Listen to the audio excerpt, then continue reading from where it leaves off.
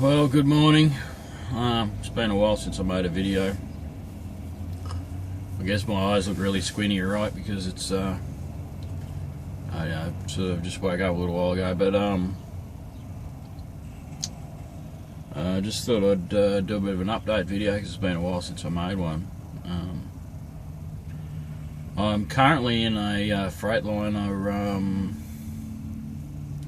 Columbia, I think it is.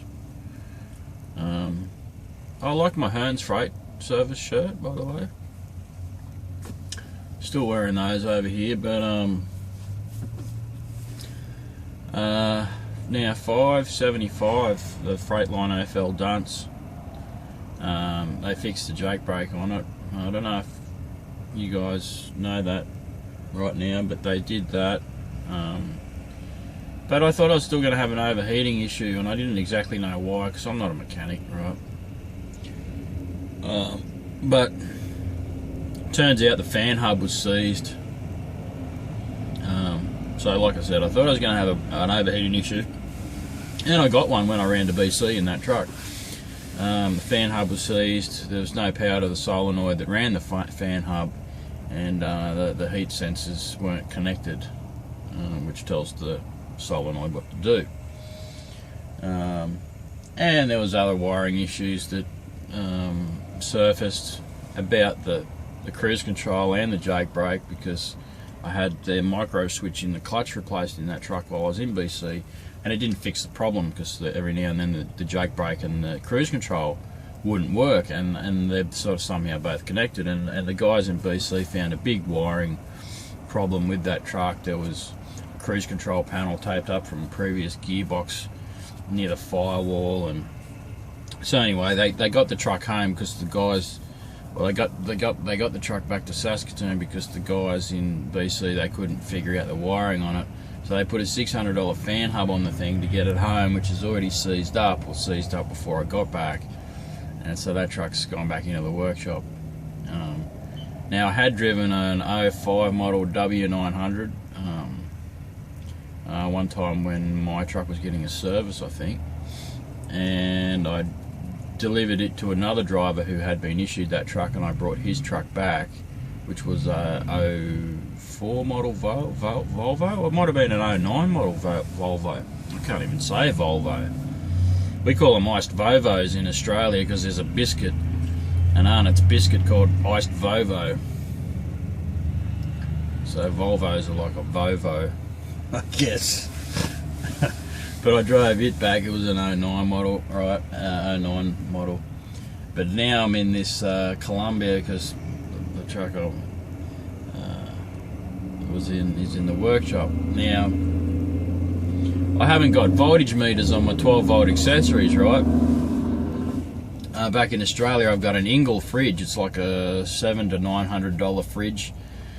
You can buy an inline voltage meter for the unit. Plugs right into the line, so it cuts out at a, you can set it, there's two different cutouts for voltage.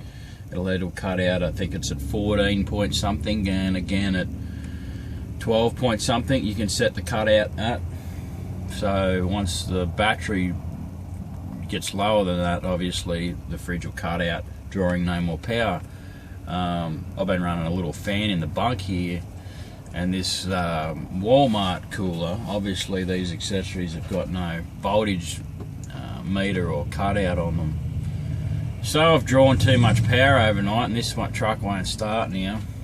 And I had a delivery for 6 AM, and of course I called them at 10 past 6, so that could be described as an incident.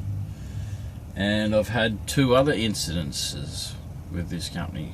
So one was, I tried to pick up a load and there was dunnage in the trailer, and I didn't check in the back of the trailer before I went to the shipper, because the trailer was sort of butted up against another trailer. I couldn't open the back doors without moving it forward first.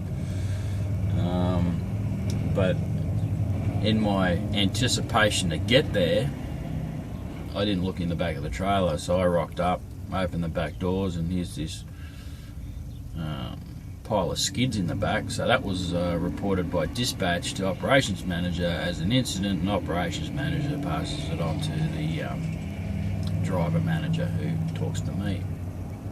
And then, I had an incident with the Qualcomm, because when I was running over to BC, I was trying to tell them I was having an overheating problem without making a big issue of it, and I just sent the wrong macro, or I sent a breakdown macro.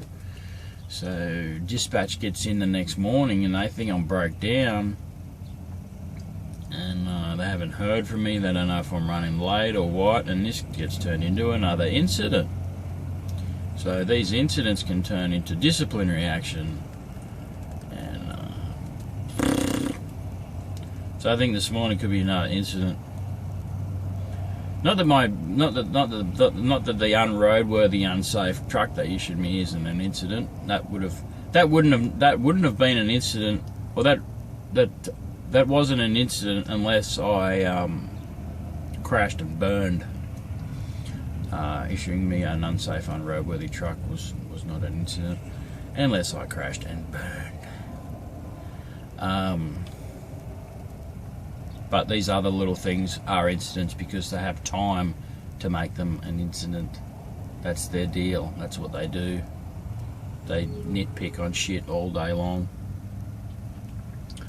So, just an update video. Things are going great. Just absolutely freaking fantastic.